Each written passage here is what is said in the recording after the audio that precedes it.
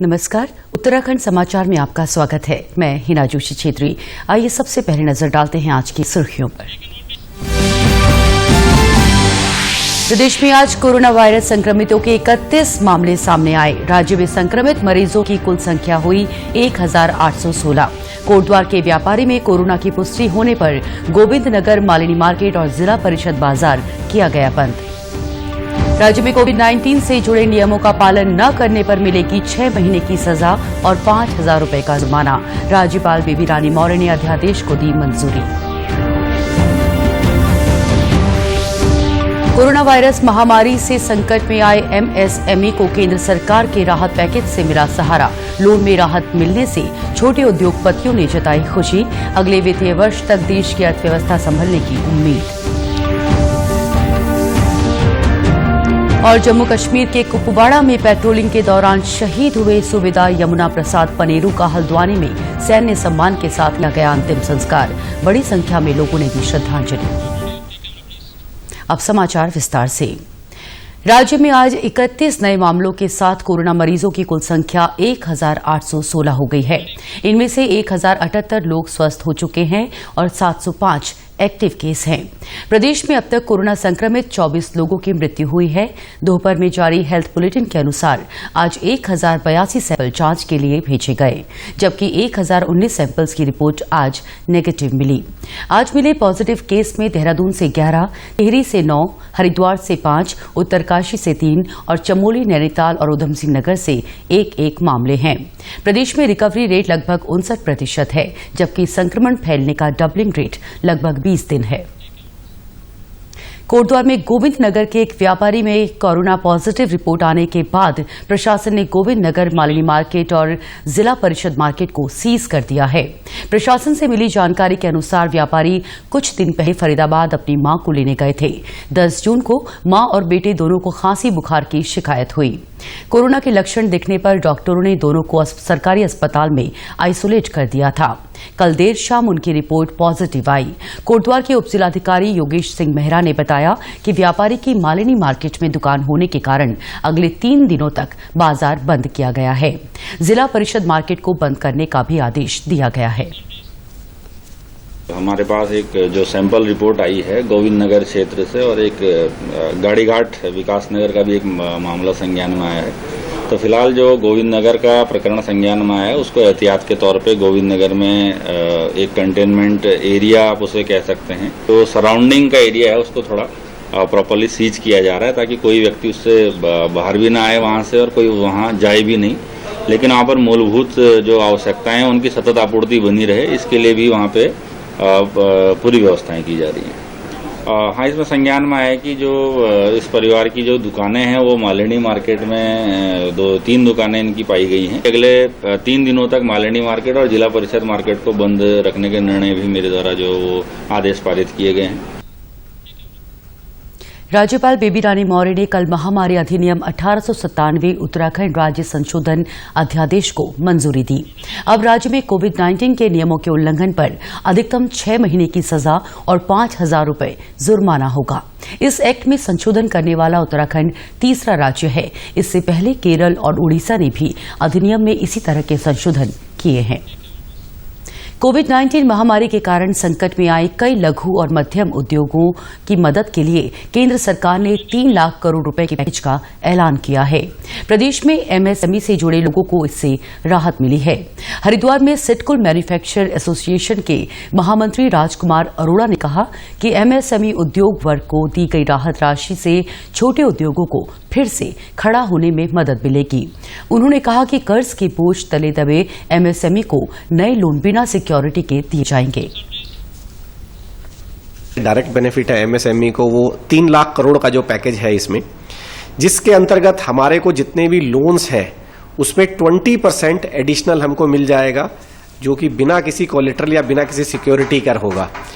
तो ये अमाउंट जो 20% है ये हमारे लिए संजीवनी की तरह काम करेगा और एमएसएमई को इस देश में दोबारा अपने पैरों पर खड़ा होने में मदद करेगा।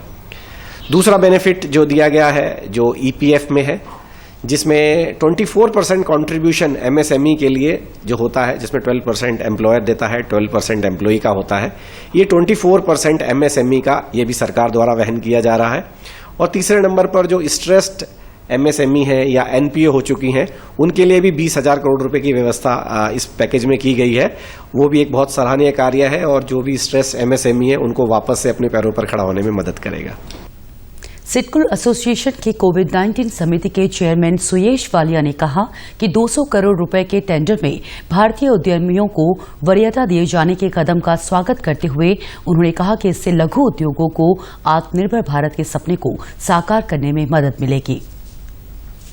गवर्नमेंट की तरफ से जो टेंडर प्रोसेस में जो उन्होंने कहा है कि 200 करोड़ से जो नीचे के जो हमारे जो टेंडर्स होंगे गवर्नमेंट के, वो खाली इंडिया के लिए ही रखे गए हैं। उससे मुझे लगता है कि एमएसएमई को मैक्सिमम बेनिफिट मिलेगा, क्योंकि बाकी तो जो है वो स्थायी रूप से है बाकी, और ये जो रहेगा ये हमें मैक्सिमम बेनिफिट देके जाएगा, जिससे कि इंडस्ट्री जो है आत्मनिर्भर होके, जब उनको पता है कि ये 200 करोड़ के नीचे के टेंडर सिर्फ इंडिया वालों को ही मिलेंगे, तो डेफिनेटली इंडस्ट्री इस पे और ज़्यादा काम करेगी और जो कंपटीशन का जो लेवल है वो कम होगा, मार्जिन जो है वो बढ़ेंगे, तो इससे बहुत अच्छा होगा। सरकार एमएसएमई को संभालने के लिए सहयोग कर रही है, तो वहीं छोटे उद्योगपतियों ने भी लॉकडाउन के दौरान अपने कर्मचारियों का पूरा ख्याल रखा। फैक्ट्रियों में सरकार की गाइडलाइंस का भी पूरा पालन किया जा रहा है। परेशानी नहीं हुई, हमारे एम्प्लॉयर्स ने हमारे साथ में काफ़ी कोऑपरेशन किया। जितने भी लोग आए उन लोगों को खाने का भी प्रबंध कंपनी ने ही किया, रहने का प्रबंध कंपनी ने किया। जो मास्क, सैनिटाइजेशन, कैप्स, ग्लव्स, ये वैसे भी हमारे लिए एसेंशियल होता है डेली रूटीन वर्क में भी, तो वो हम लोगों ने यूटिलाइज़ किया। सैलरी बराबर मिलती रही, सैलरी में किसी को कोई दिक्कत नहीं हुई। जो लोग उस ड्यूरेशन में जिन लोगों को अलाउड नहीं था उनको भी पूरी सैलरी दी गई। उनको काम दिया जा रहा है, उनको एकोमोडेट भी कर रहे हैं और उनको पहले 2-4 दिन जो है क्या क्वारंटीन रखते हैं उन्हीं के घर पर, फिर उसके बाद में उनको ड्यूटी पर लेते हैं। रेटिंग एजेंसी फिच ने अगले वित्तीय वर्ष के दौरान देश की अर्थव्यवस्था में 9.5% की वृद्धि दर का अनुमान व्यक्त किया है। हालांकि कोविड-19 के कारण इस वित्तीय वर्ष अर्थव्यवस्था में गिरावट आने का अनुमान है। भारतीय प्रबंध संस्थान काशीपुर के चेयरपर्सन इकोनॉमिक्स डॉक्टर अतुलन गुहा ने बताया कि विकास दर में गिरावट सरकार के सामने एक चुनौती है। उन्होंने कहा कि इस अनिश्चितता के माहौल में सरकार को अपना खर्चा बढ़ाना होगा और निवेशकों को सहयोग का आश्वासन देकर उनका विश्वास बढ़ाना होगा। रेटिंग कितना ग्रोथ प्रोजेक्शन कर रहे हैं, नहीं कर रहे, इन्वेस्टर्स के लिए वो थोड़ा इम्पोर्टेंट है। इस अनसर्टेनिटी के माहौल में जो है वो इन्वेस्ट नहीं करेगा, लोन नहीं देगा। तो इसमें सरकार को शायद एक ही तरीका बचता है कि वो खुद जो है अपना खर्चा और भी बढ़ाए और जो है सेंट्रल बैंक से, रिजर्व बैंक से लोन लेके, पैसा लेके जो है ये खर्चा बढ़ाए, सब लोगों के पास पैसा दे कि जो है ये जो अनसर्टेनिटी का माहौल है वो थोड़ा कम हो जाए, फिर जाके इनका जो लोन वाली जो पूरा पॉलिसी है वो शायद सक्सेसफुल होगा। वहीं जम्मू कश्मीर के कुपवाड़ा सेक्टर में पेट्रोलिंग के दौरान खाई में गिरकर शहीद हुए सूबेदार यमुना प्रसाद पनेरू का आज हल्द्वानी में सैन्य सम्मान के साथ अंतिम संस्कार किया गया। उनका पार्थिव शरीर आज ही हल्द्वानी के अर्जुनपुर स्थित उनके घर लाया गया, जहां शहीद को श्रद्धांजलि देने के लिए बड़ी संख्या में लोग उमड़े। चित्रशिला घाट में सैन्य सम्मान के साथ उनका अंतिम संस्कार किया गया। इससे पहले आर्मी कैंप में शहीद यमुना प्रसाद पनेरू के पार्थिव शरीर पर सैन्य अफसरों ने पुष्प चक्र अर्पित कर शोक सलामी दी।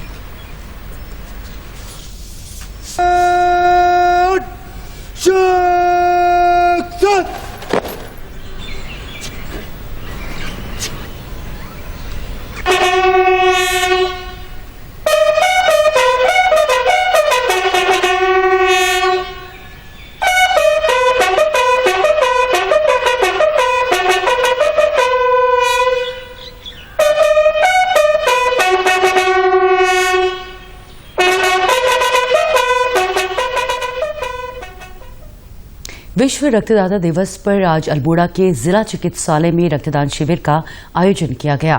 जिला चिकित्सालय में ब्लड बैंक के प्रभारी डॉक्टर RS साही और रेड क्रॉस के जिलाध्यक्ष किशन गुरुरानी ने बताया कि रक्तदान के लिए लोगों में काफी उत्साह देखने को मिला।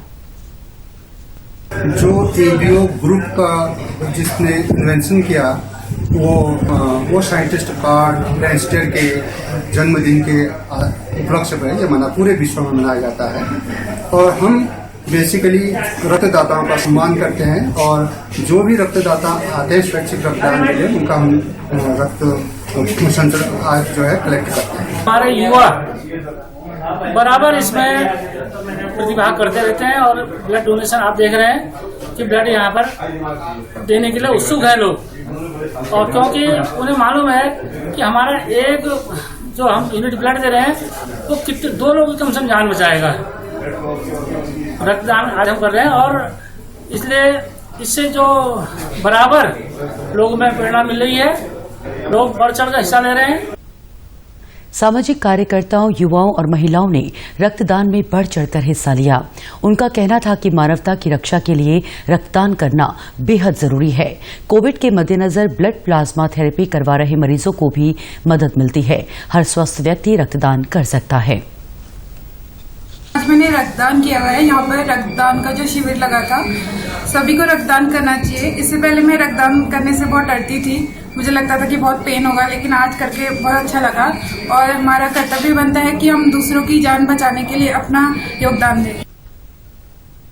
लॉकडाउन के दौरान उत्तराखंड वापस लौटे प्रवासियों को सरकार स्वरोजगार अपनाने के लिए प्रेरित कर रही है। जो प्रवासी महानगरों से अपने गांव लौटे हैं और काम की तलाश में हैं, उनके लिए बागेश्वर के चंद्रशेखर पांडे एक मिसाल हैं। जिले के गरुड़ तहसील के 400 गांव के रहने वाले चंद्रशेखर पांडे 2 दशक पहले नौकरी के लिए परिवार के साथ मुंबई चले गए थे, लेकिन पहाड़ों से लगातार हो रहे पलायन का उन पर ऐसा असर हुआ कि वो अपनी नौकरी छोड़कर घर लौट आए। यहां उन्होंने खेती और बागवानी शुरू की। शुरुआत में कुछ संघर्ष के बाद धीरे धीरे उनकी आमदनी बढ़ने लगी। चंद्रशेखर पांडे ने अपनी मेहनत से बंजर खेतों को भी उपजाऊ बना दिया है। उन्होंने चाय, दाल, फल और सब्जियों के साथ ही कई तरह की फसलें उगाई हैं। आज उनकी कमाई लाखों में है। चंद्रशेखर ने तुलसी की खेती भी शुरू करी है और क्षेत्र के किसानों को भी इसके लिए प्रेरित कर रहे हैं। यहाँ पर जो हमने अभी खेती कर रहे हैं, हमारा जो शुरुआत में था कि हमने छोटे लेवल पे काम किया था, तभी हमें 85,000 रुपए मिल जाता था साल भर में मेहनत करने पे। तकरीबन हमें दूसरे साल में हमारा टर्नओवर लगभग 1.5 से 2 लाख के नियर रहा। अभी हमने ये तुलसी उत्पादन जब से किया है, तब से हमारा जो इनकम है, जड़ी बूटी विभाग गोपेश्वर, उन्होंने जो मदद हमें की है, जो डायरेक्टर चंद्रशेखर सनवाल जी हैं, उन्होंने मदद करते हुए हमने यहाँ पर लगभग तकरीबन अभी 3 से 3.5, 4 का अभी हमारा इनकम हो रहा है। और हमने ये सोचा है कि आने वाले जो 20 किसानों को जो तुलसी दे रखी है और चीज के बारे में चर्चाएं हो रही है, तो तकरीबन हमारा लक्ष्य है कि 5 लाख के अब हम लोग कमाएंगे, और जिसमें और साथी लोग भी हमारा काम करने का रुझान पे चल रहे हैं और वो भी इनकम कमाएंगे। चंद्रशेखर पांडे का कहना है कि लॉकडाउन में जो प्रवासी लौटे हैं, उनके लिए खेती में लौटने और स्वरोजगार अपनाने का ये अच्छा मौका है। ये लगभग 24 साल जब हम मुंबई से घर पहुंचे, तो हमारा सबसे बड़ा मुद्दा था कि कैसे हम क्या करेंगे, क्योंकि पलायन हमको रोकना है। पलायन हम क्या करेंगे, कैसा करेंगे, क्योंकि सब लोग आज चाह रहे खेती में कोई काम करने के लिए बहुत कम लोग इच्छुक है। तो हम चाह रहे कि जो हमारे टोटल युवा वर्ग है, अब हमें वो काम करने पड़ेंगे कि ताकि पलायन बंद हो और यहाँ पर हमें रोजगार मिलेगी, चाहे जो भी रोजगार हो यहाँ पर। टिहरी जिले के बालगंगा तहसील में एक कार दुर्घटना में 2 लोगों की मृत्यु हो गई। आपको बता दें कि दोनों लोग अपनी कार से चमियाला बाजार जा रहे थे। शाम करीब 4 बजे सौंप गांव के पास उनकी कार अनियंत्रित होकर 300 मीटर गहरी खाई में जा गिरी। दुर्घटना की सूचना मिलते ही सौंप गांव के लोग घटना स्थल पर पहुंचे और शवों को खाई से निकाला। उत्तराखंड के समाचारों में आज बस इतना ही। चलते चलते मुख्य समाचार एक बार फिर। प्रदेश में आज कोरोना वायरस संक्रमितों के 31 मामले सामने आए। राज्य में संक्रमित मरीजों की कुल संख्या हुई 1816। कोटद्वार के व्यापारी में कोरोना की पुष्टि होने पर गोविंद नगर मालिनी मार्केट और जिला परिषद बाजार किया गया बंद। राज्य में कोविड-19 से जुड़े नियमों का पालन न करने पर मिलेगी 6 महीने की सजा और 5,000 रुपए का जुर्माना। राज्यपाल बीबी रानी मौर्य ने अध्यादेश को दी मंजूरी। कोरोना वायरस महामारी से संकट में आए एमएसएमई को केंद्र सरकार के राहत पैकेज से मिला सहारा। लोन में राहत मिलने से छोटे उद्योगपतियों ने जताई खुशी। अगले वित्तीय वर्ष तक देश की अर्थव्यवस्था संभलने की उम्मीद। और जम्मू कश्मीर के कुपवाड़ा में पेट्रोलिंग के दौरान शहीद हुए सूबेदार यमुना प्रसाद पनेरू का हल्द्वानी में सैन्य सम्मान के साथ किया गया अंतिम संस्कार। बड़ी संख्या में लोगों ने दी श्रद्धांजलि। उत्तराखंड की खबरों के लिए आप हमसे सोशल मीडिया पर भी जुड़ सकते हैं। हमारा ट्विटर हैंडल है DD News_देहरादून। हमारा फेसबुक पेज है DD News उत्तराखंड और हमारे YouTube channel DD News Uttarakhand को सब्सक्राइब करना ना भूलें। नमस्कार।